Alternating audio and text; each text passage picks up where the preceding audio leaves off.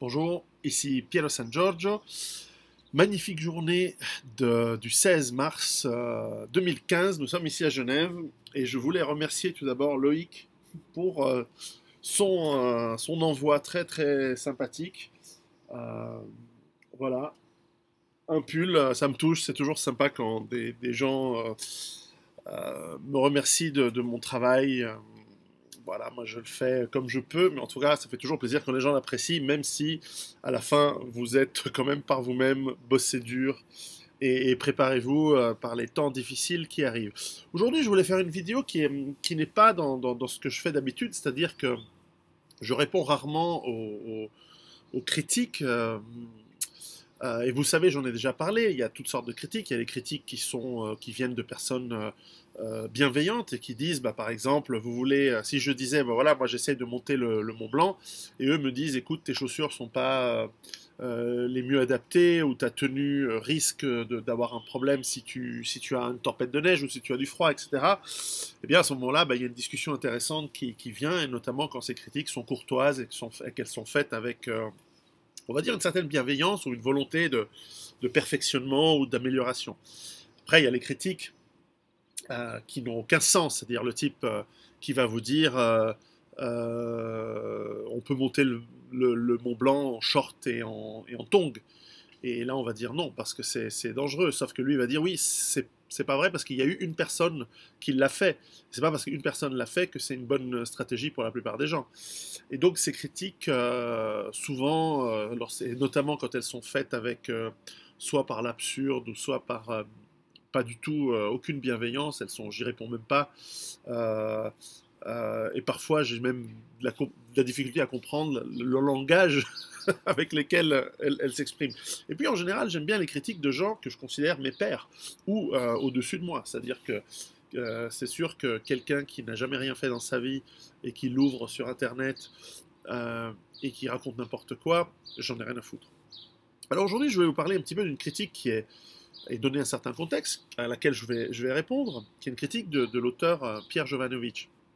Alors Pierre Jovanovic, ce qu'il faut dire, c'est que je suis un grand fan, d'ailleurs je l'ai cité dans mon livre, c'est pas assez rare, enfin, en tout cas ça, je ne vais pas citer de manière positive des gens que j'apprécie pas, donc j'apprécie son travail, je pense que c'est un des rares journalistes, tout court. Ensuite, c'est un des rares journalistes en France qui a fait l'effort de démonter le processus de la crise financière qui est en cours. Et je crois qu'il a commencé, je crois, il y a pas mal de temps, en 2008, je crois, ou 2006 même. Donc ça fait déjà longtemps, ou 2008-2009, je ne me souviens plus exactement. En tout cas, ça fait longtemps qu'il a compris le pétrin financier dans lequel l'Occident en général, mais le monde entier s'est mis avec la dette, mais aussi finalement une certaine dictature de moins en moins molle et de plus en plus visible des banques et du système financier mondial. Et donc, en ce sens, c'est quelqu'un qui a fait quelque chose. Donc, c'est quelqu'un qui compte dans ma compréhension et dans la mise en place. Alors, lorsque j'ai écrit Survivre à l'effondrement économique, mon éditeur, il se trouve que c'est un ami d'enfance de Pierre Jovanovic et avec ils ont déjà travaillé ensemble, visiblement dans le passé. Alors je n'ai pas les détails, mais il semblerait qu'au moment où mon livre est sorti, ils aient eu, voilà, comme ça peut arriver chez les vieux amis, ils se sont embrouillés ou ils ont eu voilà, un conflit dont le détail m'échappe et je ne m'intéresse pas, ça les concerne. Et donc le moment, et d'ailleurs la première personne à qui j'ai souhaité qu'on envoie survivre à l'effondrement économique, c'était à Pierre Jovanovic pour d'abord le remercier pour ses interventions sur la radio Ici et Maintenant, qui sont bien. Là, sa revue de presse économique était évidemment quelque chose que je suivais, qui a apporté des points de clarification à beaucoup de mes raisonnements. Et donc, je lui ai envoyé le livre, et ce que j'ai eu comme retour, c'est qu'il avait envoyé chier le livre, mais je ne sais pas si c'était à cause du thème, ou si c'était pour d'autres raisons, ou si c'était simplement parce qu'il était en brouille en ce moment-là avec mon éditeur. Enfin, quoi qu'il en soit, probablement depuis ce jour, ça lui est resté voilà, à travers la gorge que ce livre soit arrivé. Et comme, par ailleurs, ce livre a eu du succès, je pense que très régulièrement, vous êtes nombreux et nombreuses à lui envoyer des messages ou lui dire lors de conférences ou et j'en viens à la critique, lors d'interviews, j'en ai entendu au moins 5 ou 6 ces dernières années, où on lui pose la question, on dit, bon, vous parlez d'effondrement, vous parlez de la finance qui va faire péter le dollar, l'euro, et effectivement, d'ailleurs, les 4-5 dernières années, lui donne raison, et me donne raison dans la manière dont on a pu voir ce qui est en train d'arriver, l'effondrement financier, économique, et donc plus tard social. Il l'a prévu, il le dit, et d'ailleurs il dit souvent, acheter de l'or et de l'argent, ça il a raison, pour protéger votre patrimoine, acheter de la pierre, il a raison, encore qu'il faudrait définir l'endroit, mais enfin il sous-entend, et j'imagine que c'est pas un spécialiste d'immobilier, donc moi non plus d'ailleurs, et donc il ne va pas dans les détails, mais évidemment quand il parle d'avoir un puits, un potager, finalement, instinctivement, il a compris le concept de base autonome durable que j'explique dans mes livres, c'est-à-dire d'avoir un endroit où on peut se protéger des crises, pardon, grâce à une capacité d'autonomie. Le potager, ça n'est qu'une manière d'atteindre une certaine forme d'autonomie pour la nourriture, l'eau également, etc. Et l'or, c'est évidemment sauvegarder, l'or et l'argent, c'est sauvegarder un élément de protection de son patrimoine, et bien sûr, en plus de taper là où ça fait mal dans le système financier, c'est-à-dire qu'à partir du moment où vous avez des pièces et des lingots d'or et d'argent chez vous, c'est tout ça en moins qui est en circulation, et donc c'est tout ça en moins sur lequel le système financier peut se baser pour faire son escroquerie. Parce qu'il a besoin d'un minimum de réel. Or, ce réel, on lui le supprime lorsque nous l'achetons. Et c'est vrai que si nous étions nombreux à sortir cet argent, le système financier se dévoilerait pour ce qu'il est, c'est-à-dire quelque chose qui est basé sur rien. Évidemment, ça provoquerait aussi en partie un effondrement. Et donc, la question est toujours, est-ce qu'on souhaite ces effondrements ou pas? Moi, je ne le souhaite pas, mais je pense qu'il va arriver de toute façon. Alors, souvent, lorsqu'on a posé ces questions, je pense que d'une part, il y a un agacement, parce que quelque part, il s'est braqué sur mon livre et sur mon éditeur. Et donc, lorsque Pierre Jovanovic reçoit des questions, et je pense c'est vraiment fréquent, vous devriez faire une conférence avec Pierrot, pourquoi vous invitez pas Pierrot dans votre émission, etc. Et moi, je n'ai jamais rien demandé.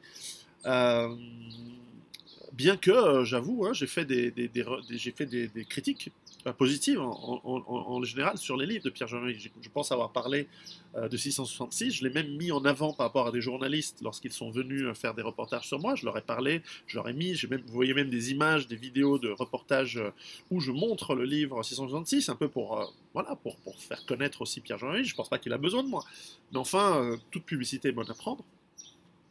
Et également 777, et je crois avoir parlé de Blight Masters également. C'est des livres qui sont bons, hein, je vous encourage à les lire, donc je ne suis pas du tout dans une guerre avec Pierre Jovanovic, je dis simplement mon avis. C'est des bons livres qui expliquent en partie, alors moi je ne le suis pas sur l'aspect ange, mystique, etc. Pour moi, c'est pas mon truc, et puis je pense que voilà. Après, ça peut exister, mais c'est pas, voilà, c'est pas mon domaine. Et donc, il a dû être agacé par le nombre de gens qui lui demandent incessamment, au fil des mois, au fil des ans, au fil de ses propres dédicaces et de ses propres conférences, pourquoi vous invitez pas Pierrot, pourquoi vous faites pas une conférence ensemble, blablabla, qu'est-ce que vous en pensez, qu'est-ce que vous pensez du survivalisme, qu'est-ce que vous pensez de la préparation, etc. Et donc, je pense qu'à un moment, il s'agace, et dans l'agacement, il doit répondre de manière excessive et erronée. Et je donnerai deux, trois exemples. Tout d'abord, lorsqu'il dit arrêtez de me parler de ça, finalement, ça va être cette crise qu'il décrit, qui va avoir des conséquences sociales, dont il est conscient. Au fond, vous allez juste vous appauvrir si vous n'avez pas acheté de l'or et de l'argent, et si vous n'avez pas une petite maison avec un potager pour vous en sortir, comme l'ont fait les Russes. Mais ça sert à rien de se préparer, ou en tout cas, il dit le survivalisme sert à rien, parce que de toute façon, et je le cite dans une interview récente, de toute façon, vous allez mourir dans votre lit. Au fond, pendant la Révolution française, les gens sont morts dans leur lit. La République de Weimar, à part quelques gens qui ont dû se prostituer, les gens sont morts dans leur lit. Je ferme la citation, je ferme les parenthèses. Alors, tout d'abord, c'est historiquement erroné, c'est faux. La Révolution française, c'est des millions de morts. C'est des millions de morts de famine, de guerre civile, ne serait-ce que la Vendée. Alors on va me dire, oui, mais la guerre, non, mais la guerre, c'est une conséquence de l'effondrement qui lui-même était au départ financier également. La terreur, des dizaines de milliers de gens guillotinés, des gens morts de famine, des gens effectivement qui se prostituent, qui se suicident par milliers. Il faut lire l'histoire de la Révolution française, c'est juste démoniaque la quantité de Français, enfin d'habitants du territoire de la France qui sont morts à ce moment-là. Et puis, comme il l'écrit d'ailleurs justement non pas dans son livre, mais en tout cas il le dit, mais en tout cas dans un des livres excellents qu'il a édité sur le nom m'échappe, c'est un auteur américain de la fin du 19e siècle qui explique que les révolutions et donc les crises financières amènent toujours des révolutions et amènent toujours la tyrannie.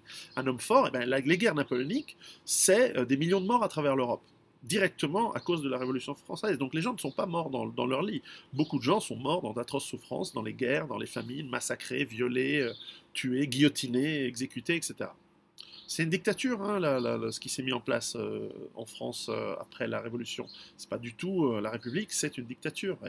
Et c'était violent, ça l'est toujours dans une certaine manière. La République de Weimar, comme autre exemple, alors certes, en 1920, de 1920 à 1923, il n'y a pas eu de guerre en Allemagne, mais c'est certain qu'il y a eu une famine, d'ailleurs la famine elle était antérieure à la crise financière de la République de Weimar, mais enfin l'appauvrissement de la population a été énorme, et on pourrait inclure une grande partie des pays d'Europe centrale, notamment l'Autriche également.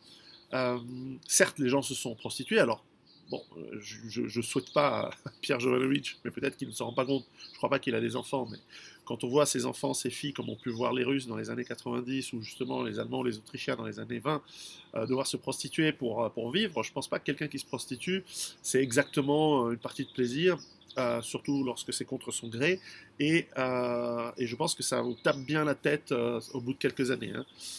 Donc voilà, c'est violent. Et puis, la République de Weimar, c'est directement la montée du nazisme, avec une mini-guerre civile entre communistes et national-socialistes en Allemagne dans les années 20.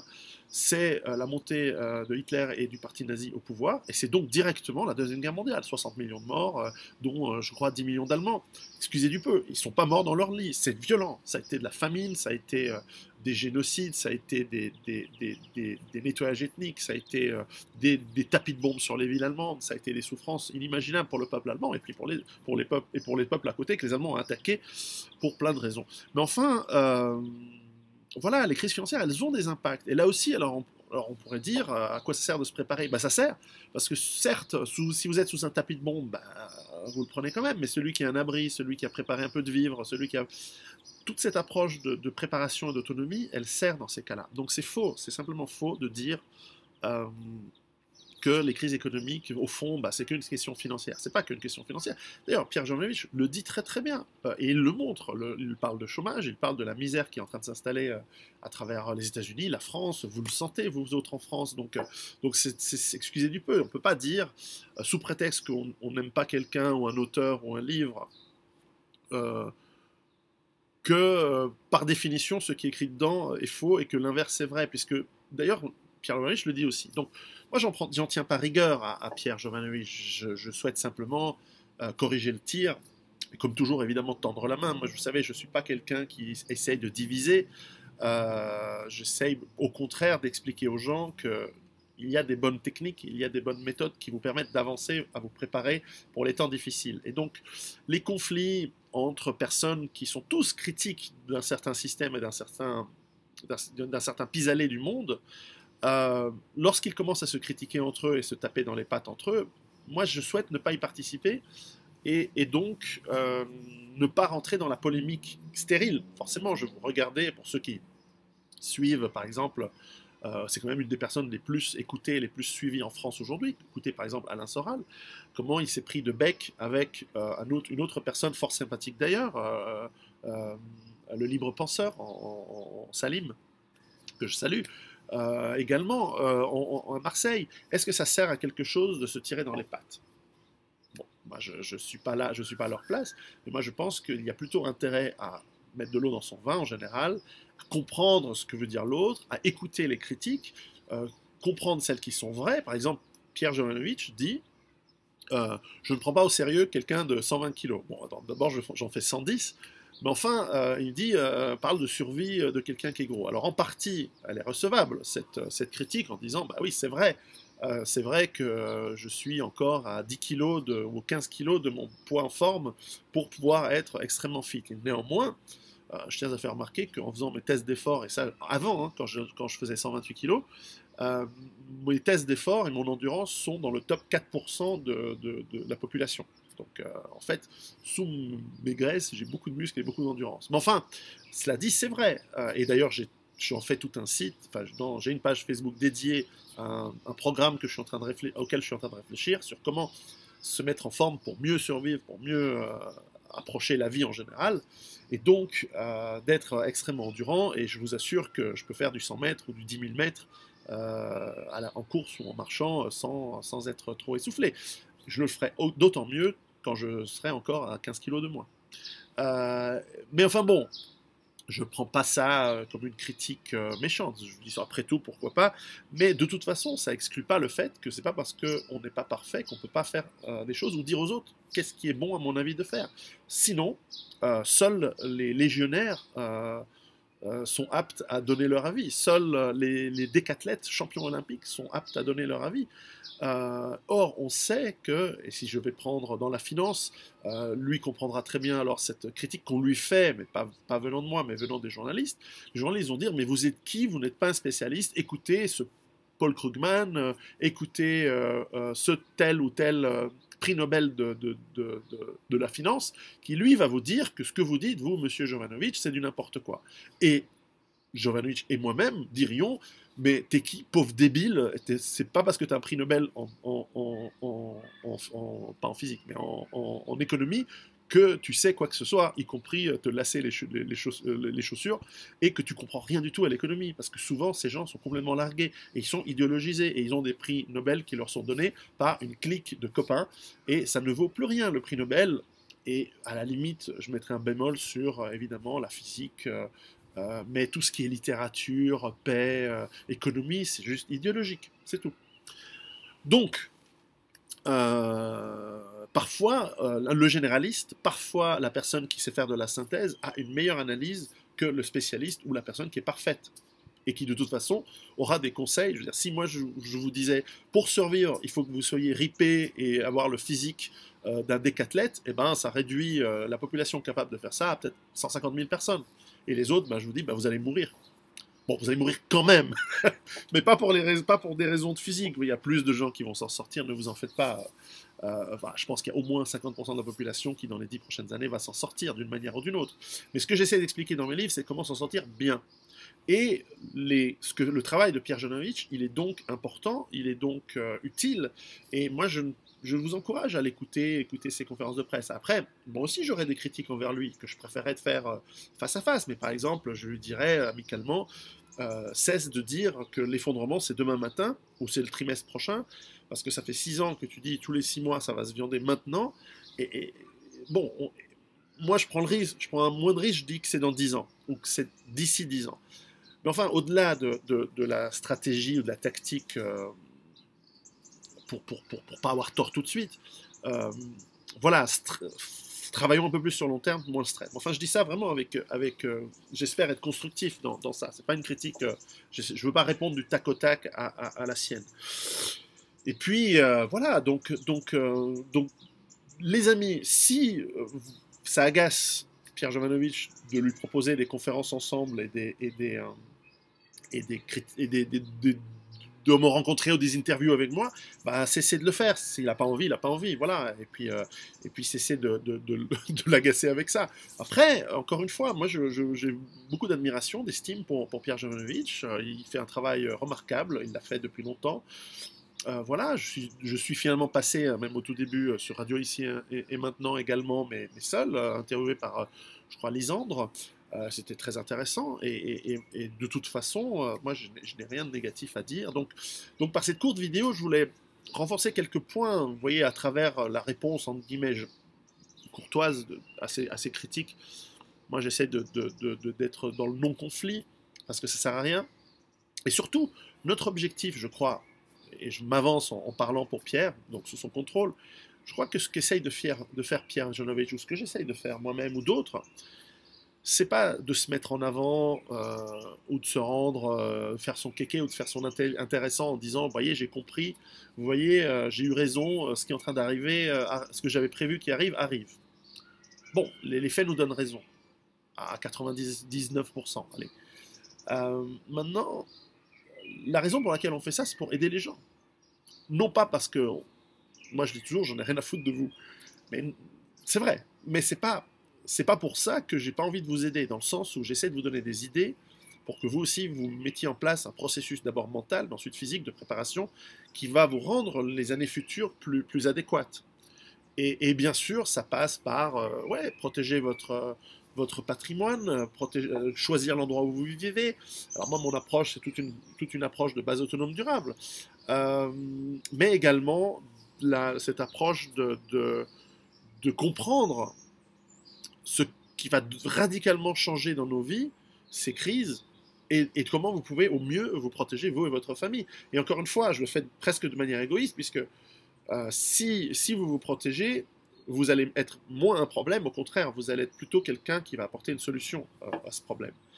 En tout cas, local, temporaire. Et si nous sommes suffisamment nombreux à être conscients et être préparés, à ce moment-là, nous pouvons approcher les autorités locales et petit à petit monter des groupes de résilience. Ça se fait, hein. Moi, je connais maintenant des communes qui ont lu mes livres, qui ont compris, qui sont en train de se transformer à leur mesure et avec leurs moyens, mais enfin des moyens bien plus grands que ceux d'un individu, en petites bases autonomes durables locales, régionales, et qui sont en train de transformer leur dépendance électrique, avoir une capacité de redondance pour la production électrique, d'avoir des groupes de milices et d'autodéfense secrets, mais enfin qui se mettent en place. Et puis voilà, le maire et le conseil communal, ils sont à fond là-dedans. Et c'est génial, parce que là, on parle plus d'une famille, deux familles, on parle de peut-être 200, 300 personnes, avec donc une quarantaine de familles ou cinquantaine de familles dans un endroit plus ou moins rural. Et ça, c'est la méthode pour aller de l'avant. Donc là aussi, travaillons plutôt en commun, dans la même direction. On n'est pas obligé de se rouler des pelles et de se faire des bisous. Hein. On peut très bien avoir même une distance et avoir un sens critique, tous. Hein. C'est pas Pierre Jovanovic que je cible ici. C'est généralement tout le monde. Et simplement, avançons. Et puis ensuite, les gens qui sont dans l'insulte, vous savez, les insultes, ça casse pas les os, hein, comme on dit en anglais. Hein. Sticks and stones may break my bones, but words will never hurt me. Moi, j'ai à 44 ans, les insultes, c'est bon, j'en ai entendu depuis le préau à l'école enfantine et à l'école primaire. Donc, au bout d'un moment, si on est encore touché par les insultes à 40 piges, on a un problème psychologique. Moi, ça me touche pas. Donc, vous pouvez y aller. Je suis absolument intouchable. Moi, ce qui me touche, c'est les coups de bâton, les coups de poing. Les balles, mais de toute façon, je suis entraîné pour y répondre. Donc, du moins, je fais ce que je peux. Donc voilà, moi, je voulais simplement parler un petit peu de, de, de l'utilité au nom de la critique, et surtout, à vous de vous faire votre opinion et de savoir prendre. À la limite, il y a des choses dans ce que j'écris que vous considérez utiles, vous les prenez, et d'autres que vous considérez idiotes, vous les prenez pas. Par exemple, vous êtes de gauche. Moi, vous savez que je déteste l'idéologie de gauche parce que je ne crois pas dans l'État comme étant la solution au problème. Au contraire, l'État, c'est un problème. Moi, je peux entendre qu'il y ait des gens qui disent non, Pierrot, c'est un libertarien, non, en fait, ce qu'il faut, c'est du social, il faut du communisme, etc. Cela dit, on va quand même aller vers l'autonomie, etc. Très bien. À l'inverse, y a des gens qui peuvent trouver l'analyse et même certaines des solutions de Pierre Jovanovic en disant oui, c'est très bien de sauvegarder une partie de notre patrimoine, et oui, j'essaie d'avoir un potager, comme je le dis aussi également, mais en revanche, l'aspect biblique, eschatologique, je ne prends pas, etc. À vous, de toute façon, nous sommes dans un monde, regardez les gens qui se disent chrétiens ou musulmans, de plus en plus. Ils se disent chrétiens ou musulmans, mais en fait, ils ne suivent pas du tout le dogme ni chrétien ni musulman. Ils font à la carte. Il y en a qui disent oui, mais je suis musulman, mais finalement je bois du vin. L'autre il dit ou je mange du porc. Je connais beaucoup de juifs qui mangent du porc. Ben, voilà, ben, ils ne sont pas juifs. Ça, c'est tout. Et le musulman qui dit oui, mais... ou des juifs qui ne croient pas en Dieu. Ça aussi, c'est super rigolo. Ou alors des gens. Des chrétiens qui disent non mais finalement je vais pas à la messe le dimanche, et puis oui non mais je crois en Dieu, mais finalement je vais pas suivre tel ou tel principe, au contraire. Bon, vous êtes à la carte, Nous sommes dans un monde où les croyances sont de plus en plus à la carte. Et moi, je trouve que c'est tant mieux, parce qu'au moins, c'est vous qui réfléchissez, et vous n'êtes pas en train de suivre bêtement un imam ou un curé qui va vous dire maintenant c'est le djihad, maintenant c'est la croisade. Non, vous allez dire attends, t'es qui? T'es gentil, je vais réfléchir par moi-même. Et ça, c'est très bien. Donc, vous allez prendre à la carte ce que dit Vol-Ouest, ce que, pas seulement dire, ce que montre et ce que font. Moi, je ne dis pas simplement des choses, je le fais.